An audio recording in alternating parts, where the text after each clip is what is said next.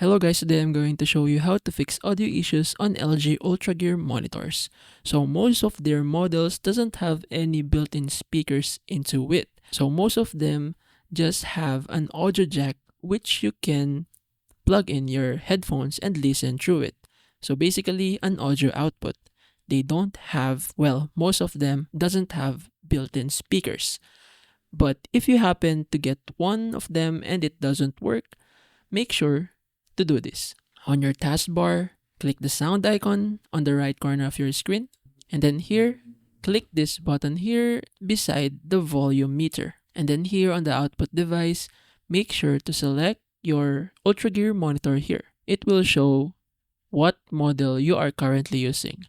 Just click on it and then test or play an audio coming out from your computer. If successful, your issue will be fixed.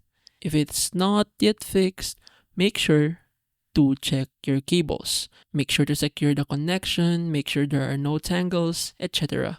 So basically that's it.